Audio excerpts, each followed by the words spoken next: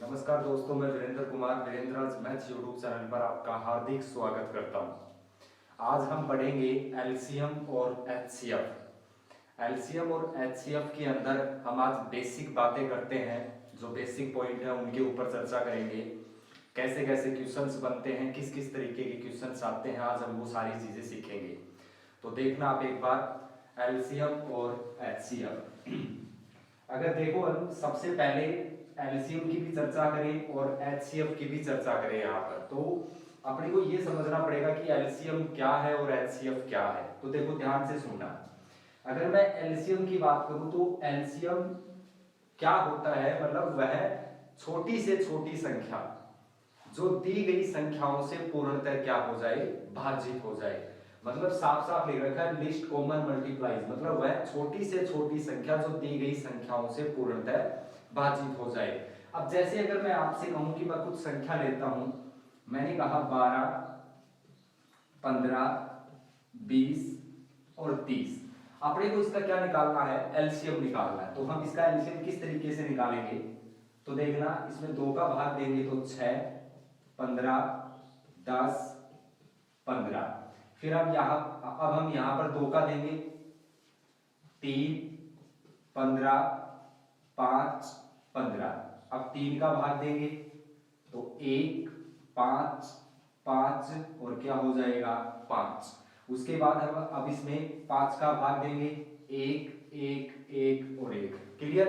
अब यहां देखिए, इनको मल्टीप्लाई करना है। 5 3 15, 15 दूनी 30 और 30 दूनी कितने हो जाएंगे 60। तो मैं अब यहां पर ये कहूंगा कि मेरे पास जो एलसीएम आया है वो 12, 15, 20 और 30 का एलसीएम कितना है 60।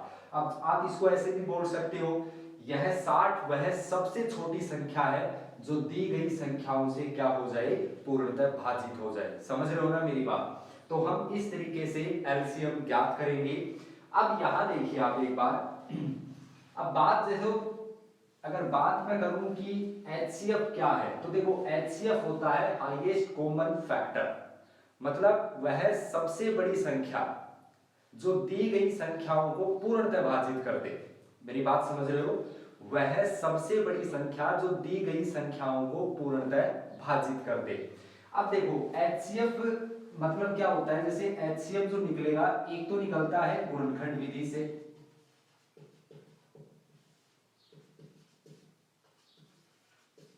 एचसीएफ किससे निकलेगा, एक तो गुणनखंड विधि से निकलता है और एक निकलता है भाग विधि से।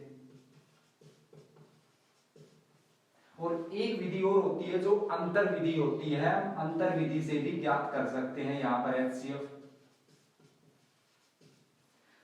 अब देखो यहां पर अंतर विधि जो होगी, ये अंतर विधि कब काम आएगी और कैसे प्रश्नों में काम आएगी, ये भी मैं आपको समझा दूंगा यहां पर। सबसे पहले हम इन दो विधियों पे बात करेंगे कि गुणनखंड विधि से एचसीएफ कैसे निकाला जाता है और भाग विधि से एचसीएफ किस तरीके से निकाला जाता है। तो ये चीज अब हम सीखेंगे।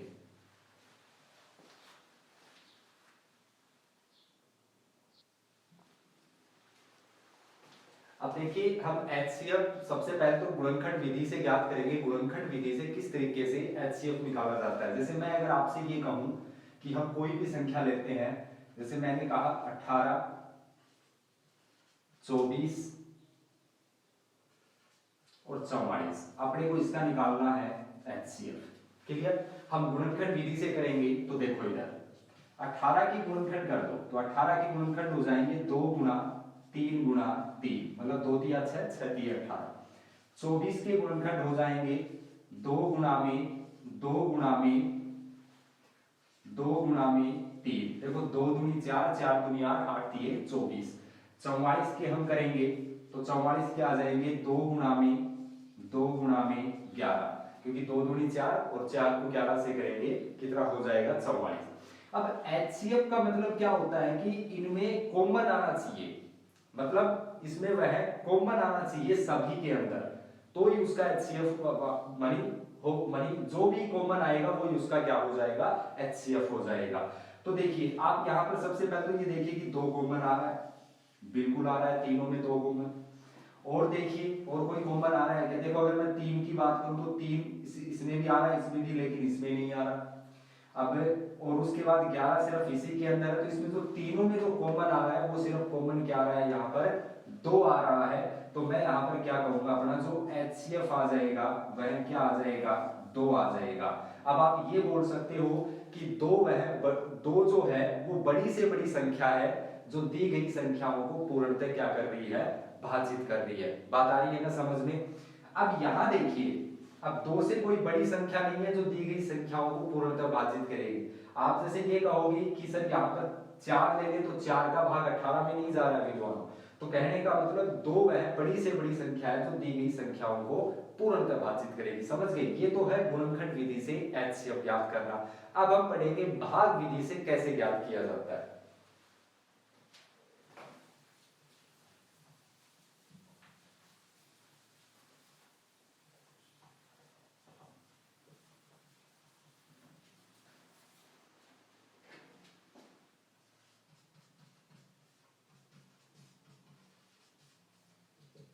भाग विधि से HCF, तो हम जैसे कोई भी संख्या लेते हैं,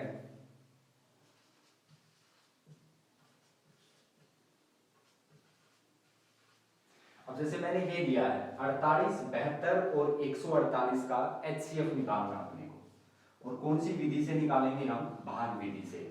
तो देखो सबसे पहले हम क्या करेंगे, अगर मान लो दो संख्या है, दो संख्या अगर आ रही है, अगर मैं ये कहूं कि 48 और 72 है, अगर सिर्फ इन दो संख्याओं को भाग विधि से HCF करेंगे तो जो बड़ी संख्या है ना उसमें छोटी संख्या का भाग दिया जाएगा।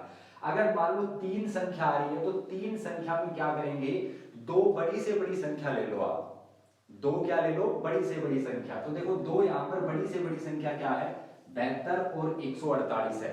अब यहाँ क्या करेंगे, जो बड़ी संख्या 148 है उसमें इस 72 का क्या देंगे, भाग देंगे। क्लियर। अब देखो 72 दूनी कितने हो गई, 144। अब आप यहाँ पर देखो शेष कितना बच रहा है, यहाँ पर 4 बच रहा है। अब 4 है तो 4 का भाग देंगे, वो किस में देंगे, 72 में। तो कितनी बार जा रहा है, 18 बार। तो देखो यहां अगर शेष 0 आ गया ना आपका, तो समझ लो यहां पर इसका जो HCF है वो क्या हो जाएगा, 4। ये क्या हो जाता है, HCF होता है हमेशा ही, तो HCF क्या हो जाएगा, 4। अब देखो 72 और 148 का HCF 4 आ गया। अब इस 4 का और 48 के साथ HCF निकाल लेंगे। तो क्या करेंगे, 4 और 48 में जो बड़ी है तो बड़ी 48 है, और 48 में किसका भाग देंगे, 4 का। तो कितनी बार जा रहा है, 12 बार। देखो यहाँ भी शेष 0 बच गया, तो मतलब आपका जो HCF आ गया वो कितना आ गया, यहाँ पर 4 आ गया। तो 48, 72 और 148 का जो HCF है वो कितना हो जाएगा, 4 हो जाएगा। ठीक है। हम जैसे चलो एक और एग्जाम्पल लेते हैं।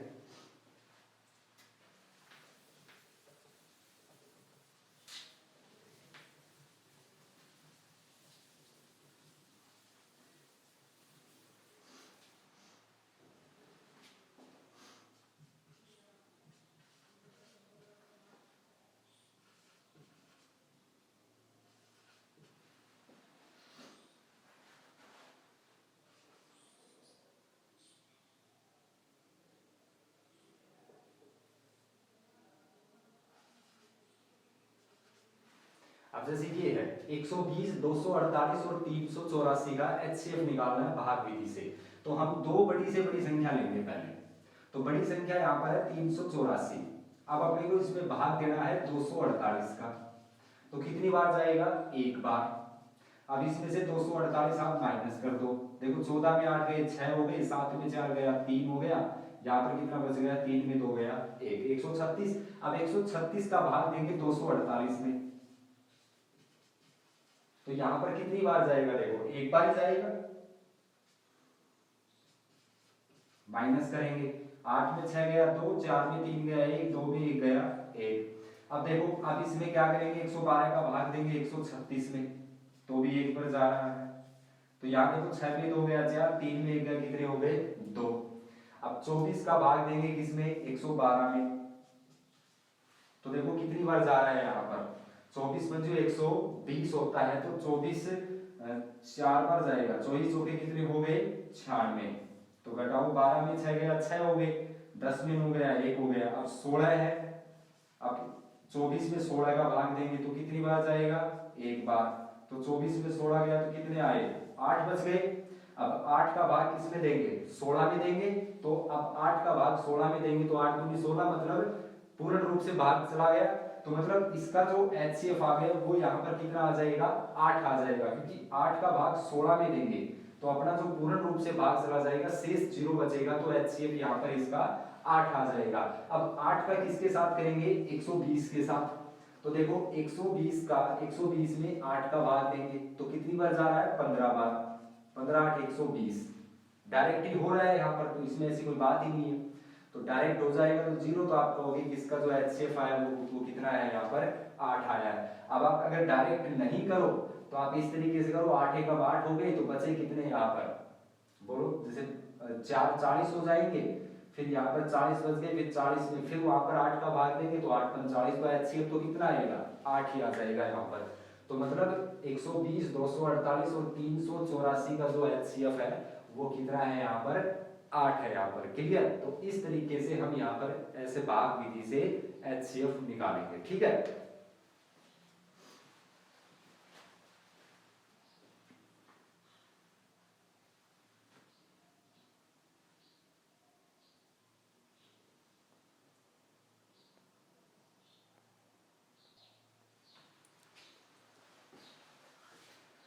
अगला पॉइंट है अपना कि देखो 2 पॉइंट लिख रहा हूं मैं, कि एक तो है कि जिन संख्याओं का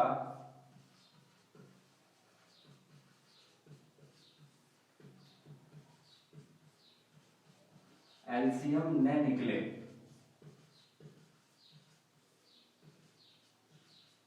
तो संख्याओं का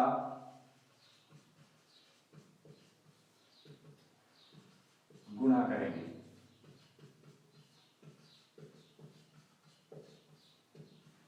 बात आई समझ में, कि अगर जिन संख्याओं का एलसीएम नहीं निकल रहा है तो उनका एलसीएम निकालने के लिए उन संख्याओं का क्या कर देंगे, गुणा कर देंगे, तो अपने को एलसीएम मिल जाएगा।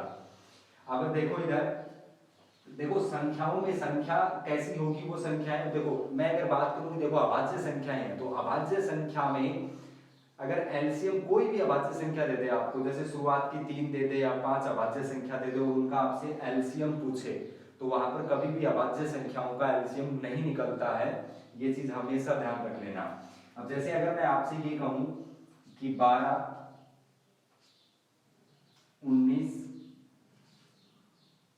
29, अब देखो इधर मैं अगर आपसे ये कहूं कि 12, 19 और 29 का एलसीएम निकालो, तो देखो यहां पर देखो ध्यान देना, क्योंकि इसमें सिर्फ क्या हो रहा है कि ऐसी ये ऐसी संख्याएं जो सिर्फ खुद का ही भाग जा रहा है, दूसरे का भाग नहीं जा रहा है इसके अंदर, तो इसमें खुद का ही भाग जा रहा है, तो मतलब इसका एलसीएम नहीं निकलेगा, तो इनको अपने को करना क्या पड़ेगा, इनको आपस में अपने को गुणा करना पड़ेगा, और इसका जो गुणनफल मिलेगा वो ही मुझे क्या हो जाएगा, एलसीएम प्राप्त होगा। अगर मान लो मैं यहाँ पर 15 रख दूं, 12 और 15, तो देखिए यहाँ पर कम से कम 2 संख्या होनी चाहिए। एलसीएम अगर आप निकाल रहे हो ना, तो कम से कम 2 ऐसी संख्या होनी चाहिए जिसमें किसी का भाग जाए। समझ रहे हो ना मेरी बात। अब देखो 12 में 3 का भी जा रहा है और 15 में भी 3 का जा रहा है, तो मतलब इनका एलसीएम निकलेगा यहाँ पर। समझ रहे हो ना। तो 2 ऐसी संख्या होनी चाहिए जिसमें किसी ना किसी का भाग जाए, तो आप वहां पर एलसीएम निकाल सकते हो। और अगर किसी का भाग नहीं जा रहा तो वहां पर आपको गुणा करना पड़ेगा। समझ गए मेरी बात। दूसरा पॉइंट यहां पर क्या हो जाएगा कि जिन संख्याओं का HCF नहीं निकले,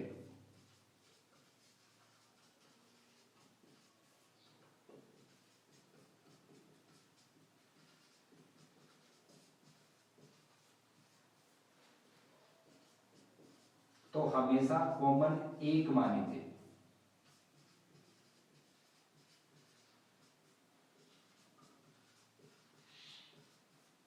या आप ऐसे भी बोल सकते हो कि जिन संख्याओं का HCF नहीं निकल रहा है उनमें कोई कॉमन नहीं आ रहा है, एक को छोड़कर, तो वहां पर आपको HCF हमेशा क्या मानना पड़ेगा, 1 मानना पड़ेगा। अगर जैसे मैं बात करूं कि मैंने कहा 19, 10 और जैसे मैंने लिखा 23, तो आप ये देखिए 19, 10 और 23 में कोई भी किसी भी संख्या का भाग नहीं जा रहा, मतलब कोई भी संख्या कॉमन नहीं आ रही है, तो इसका जो HCF निकलेगा वो HCF क्या निकलेगा, 1 निकलेगा। और HCF हमेशा ध्यान रखना सभी संख्याओं में कॉमन होना जरूरी है। समझ, जितनी भी संख्याएं दी रहेगी उसमें कॉमन होना जरूरी है, तो ही हम HCF निकालेंगे। अगर मान लो मैं अगर ऐसे कहूं कि जैसे कि एक 12 हो गया, दूसरा 15 हो गया और तीसरा 19 हो गया।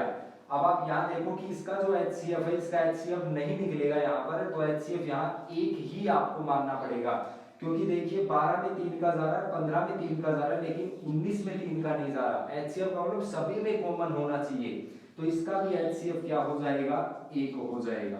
क्लियर? तो ये 2 पॉइंट है, इनको आपको अच्छी तरीके से समझना पड़ेगा। क्लियर? अब हम आगे बढ़ते हैं। देखिए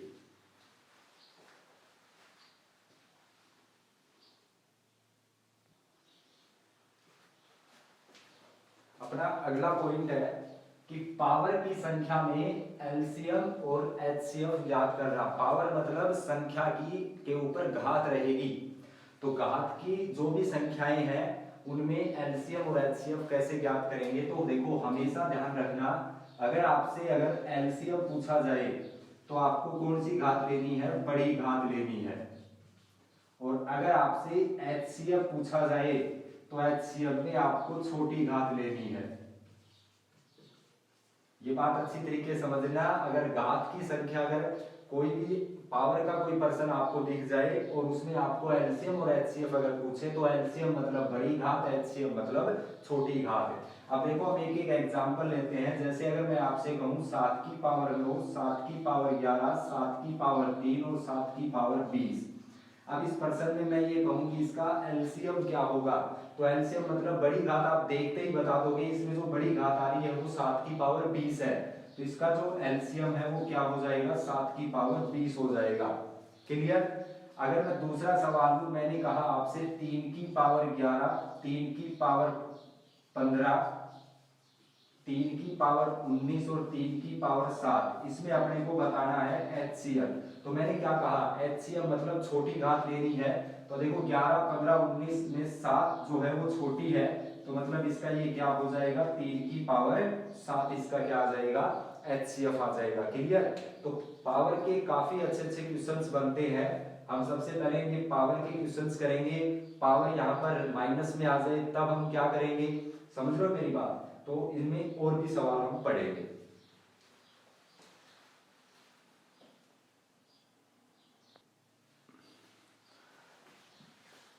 अब देखिए अगला एग्जांपल हम लें। मैंने कहा 8 की पावर -3, 8 की पावर -14, 8 की पावर -19 और 8 की पावर -2।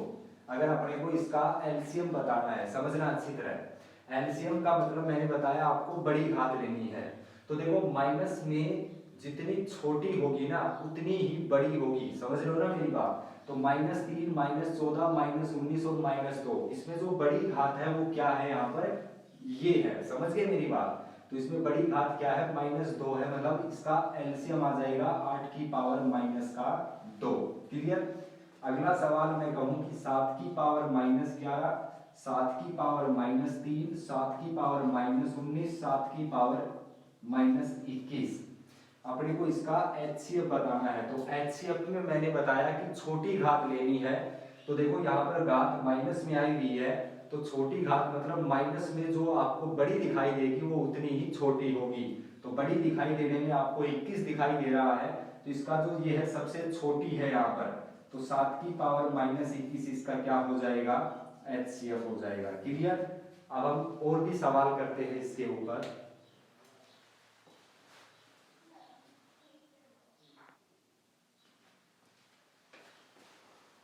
देखिए 2 सवाल हैं अपने पास कि सबसे पहले सवाल में तो एलसीएम पूछा जा रहा है और इस सवाल में क्या पूछा जा रहा है, एचसीएफ।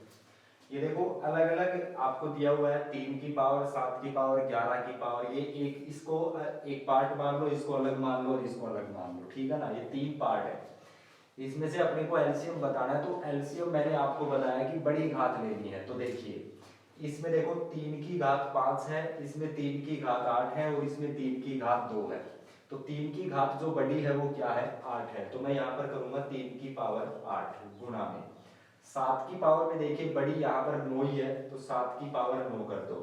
11 की पावर में सबसे बड़ी यहाँ पर देखो 10 है, तो 11 की पावर 10। इसका जो एलसीएम आया है वो कितना आया है, ये आ जाएगा इसका एलसीएम। और अगर मैं एचसीएफ की बात करूं तो एचसीएफ में मैंने क्या कहा था, छोटी घात लेनी है।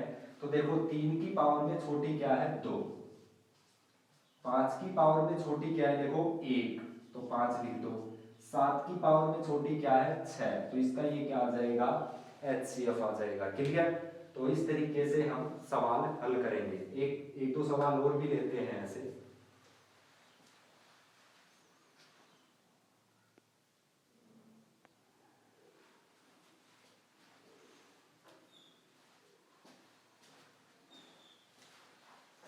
अब देखिए हमने 2 सवाल लिखे हैं। देखो सवाल में देखो यहाँ पर कुछ संख्या दी हुई है, यहाँ पर मल्टीप्लाई में, और एबीसी दिया हुआ है। तो पहले सवाल में आपसे पूछा जा रहा है एलसीएम। तो ध्यान से सुनो, सबसे पहले क्या करेंगे, 10, 15 और 20 का क्या निकालेंगे, एलसीएम निकालेंगे। तो 10, 15, 20 का जो एलसीएम है वो क्या हो जाएगा बताओ भाई, 60 आएगा। देखो 10 सीधे 60, 15 चौक 60, 20 दिए 60। अगर आप ऐसे कहोगे तो इसका जो एलसीएम है वो कितना हो जाएगा 60। अब बात करते हैं देखो पावर में। तो एलसीएम मतलब बड़ी घात लेनी है। तो देखो a की पावर 2 है सबसे बड़ी, b की पावर में सबसे बड़ी 2 है, और c की पावर में भी सबसे बड़ी क्या है 2। तो मतलब इसका जो आंसर आया है वो आया है 60, a स्क्वायर, b स्क्वायर और c स्क्वायर। इसमें एचसीएफ निकालना है। तो पहले हम देखो 25, 40 और 50, इसका अपने को एचसीएफ निकालना है। तो ये देखो मैंने अभी भी समझाया कि 25, 40 और 50, इसमें बड़ी से बड़ी संख्या कौन सी कॉमन आ रही है, कॉमन आ रही बड़ी से बड़ी संख्या क्या आ रही है 5। देखो 25 में भी 5 का भाग जा रहा है, 40 में 5 का जा रहा है, 50 में 5 का जा रहा है। तो मैं कहूंगा इसका जो एचसीएफ आया है वो 5 आया है। अब पावर की बात करें तो पावर मैंने क्या कहा था, छोटी घात लेनी है। तो छोटी घात देखो a है, फिर b है, और फिर क्या है c। तो इसका जो आंसर आया है वो क्या आया है 5 abc, इसका क्या आया है एचसीएफ आया है। क्लियर। तो पावर की जो संख्याएं होती है आप उस तरीके में देखो, सिर्फ ध्यान दो ही चीज रखनी है, एलसीएम में बड़ी घात और एचसीएम मतलब छोटी घात, चाहे घात प्लस में आए चाहे माइनस में आए। क्लियर। और एचसीएफ का मतलब सभी संख्याओं में कॉमन होना जरूरी है यहाँ पर, ठीक है ना। अगर मैं आपसे ये कहूं कि देखो जैसे a स्क्वायर bc आ गया, और मैं यहाँ पर जैसे मान लो मैंने d डाल दिया, कोई फर्क नहीं पड़ेगा, d मैंने डाल दिया, एचसीएफ तो 5 ही आएगा। क्लियर इनका। बस अब इनमें ये देखना है कि अपने को जो कॉमन है ना तीनों में वो ही लेना है अपने को। तो देखो a भी आ रहा है, b भी आ रहा है, c भी आ रहा है, देखो a b c आ रहा है, a b c आ रहा है, लेकिन d है वो कॉमन नहीं है, तो हम d को यहाँ से छोड़ देंगे। समझ गए मेरी बात, जो कॉमन है वो ही लेंगे। अगर एलसीएम में अगर d होता है यहाँ पर, तो एलसीएम में तो सभी संख्याएं काउंट की जाती है। क्लियर। तो ये थोड़ा ध्यान रख लेना।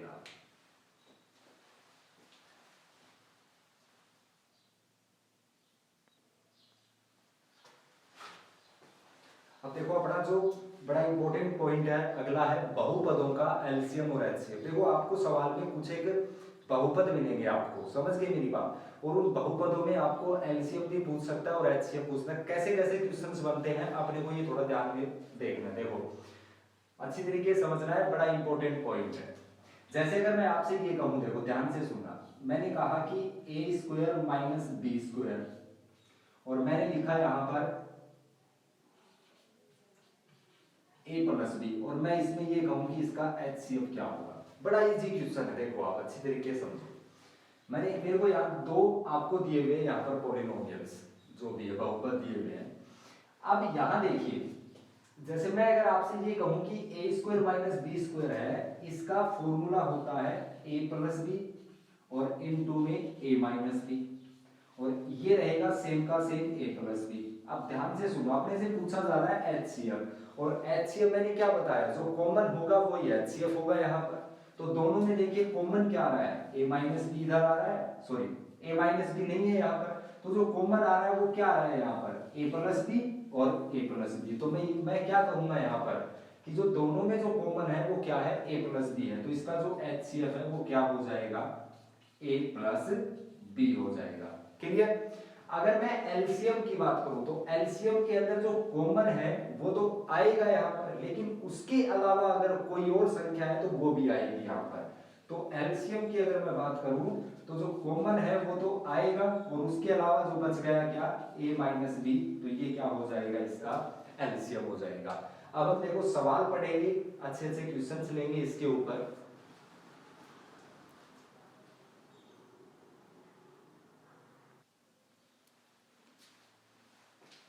ये देखिए दो सवाल लिए मैंने और दोनों सवालों में एचसीएफ पूछा जा रहा है। इसमें देखो एक आपको ये दे दिया और एक बहुपद आपको ये दे दिया, इन दोनों का आपको एचसीएफ बताना है। देखो एचसीएफ का मतलब मैंने क्या बताया था, तो कॉमन होना जरूरी है, समझ गए मेरी बात।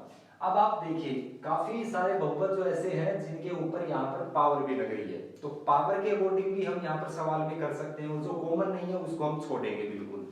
तो आप ये देखिए सबसे पहले x प्लस 3 है, ये यहाँ पर कितनी बार आ रहा है, 2 बार आ रहा है। यहाँ भी देखो x प्लस 3 है, यहाँ पर ये कितनी बार आ रहा है, 1 बार। तो मैंने क्या कहा था कि पावर जिसकी कम है वही हम लेंगे यहाँ पर, क्योंकि h से छोटी घात लेनी है। तो एक तो हो जाएगा इसका x प्लस 3। उसके बाद चलो बात करते हैं x माइनस 2 है, इधर x माइनस 2 है लेकिन इधर x माइनस 2 नहीं है, तो मतलब इसको अपने को नहीं लेना क्योंकि कॉमन नहीं है। अच्छा x प्लस 1 का यहाँ 2 बार आ रहा है और x प्लस 1 का यहाँ भी देखो 2 बार आ रहा है, तो मतलब दोनों में कॉमन है, तो हम लिखेंगे x प्लस 1 की पावर 2। तो ये इसका क्या हो जाएगा, एचसीएफ हो जाएगा। क्लियर, बड़ा आसान क्वेश्चन था और इजी भी। देखिए अब अगला जो सवाल है उसमें भी अपने को एचसीएफ याद करना है। देखो ध्यान से सुनना, a स्क्वायर माइनस 1 है, तो मैं ऐसे कहूंगा कि a square minus b square, क्योंकि 1 का स्क्वायर 1 होता है, तो a square minus b square का फॉर्मूला है a plus B into A minus B. तो मैं यहाँ इसकी जगह लिखूंगा a प्लस 1 और इंटू में आ जाएगा a माइनस 1। क्लियर। अच्छा a क्यूब माइनस 1 मतलब a cube minus b cube का फॉर्मूला, तो क्या होता है a माइनस 1 होता है, a माइनस बी हो गया। उसके बाद a square plus B square और फिर प्लस का क्या आ जाएगा ए बी, तो मतलब a। क्लियर। उसके बाद अब यहाँ देखिए इन दोनों में कॉमन क्या आ रहा है, 8a कॉमन आ रहा है, तो मैं यहाँ 8a कॉमन ले लूंगा। तो 8a कॉमन लूंगा तो यहाँ क्या आएगा a स्क्वायर और माइनस का क्या बचेगा 1। अब आप थोड़ा ध्यान देना, ये तो आप हमने सोल्व कर लिए। अब इसमें देखिए देखो a स्क्वायर माइनस 1 है, तो यहाँ भी देखो a square minus B square का फॉर्मूला लग रहा है, तो इसकी जगह मैं क्या लिख दूंगा यहाँ पर a प्लस 1 और इंटू में a माइनस 1 और इंटू का यहाँ पर क्या है 8 है। अब इसकी जगह मैंने ये लिख दिया। अब थोड़ा ध्यान देना, देखिए जो कॉमन आ रहा है वो चीज देखिए, क्या कॉमन आ रहा है तीनों के अंदर। देखो a माइनस 1 है, इधर भी देखो a माइनस 1 है, a माइनस 1 a माइनस 1, और देखिए और देखो यार ये रहा a माइनस 1, तो मतलब तीनों में जो कॉमन आ रहा है वो a माइनस 1 आ रहा है, तो इसका जो एचसीएफ हो जाएगा वो एचसीएफ क्या हो जाएगा a माइनस 1। ये इसका क्या है एचसीएफ। समझ गए मेरी बात, बड़ा इजी क्वेश्चन। थोड़े फॉर्मूले ध्यान में रखने पड़ेंगे आपको, और काफी सवालों में तो फॉर्मूले लग जाते हैं और काफी सवाल होते हैं जिनके हम गुणनखंड भी करने पड़ते हैं अपने को। ठीक है, तो इस तरीके से हम ये क्वेश्चंस करेंगे। एक दो एग्जांपल और देते हैं हम।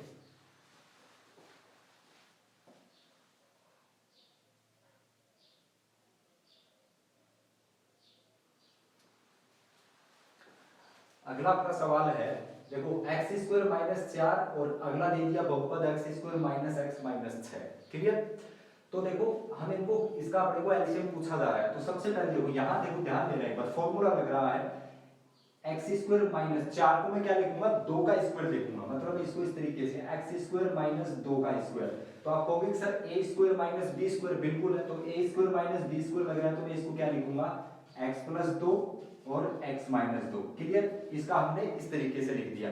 अब इसके अपने को टुकड़े करने पड़ेंगे, मतलब गुणा करें तो माइनस का 6 आए, जोड़े या घटाएं तो माइनस का 1 आना चाहिए। तो आप देखिए माइनस 3 और प्लस का 2, तो माइनस 3 को मैं प्लस के 2 से गुणा करता हूं तो माइनस का 6 आता है, और माइनस 3 में प्लस 2 मैं करूंगा तो माइनस का 1 आता है।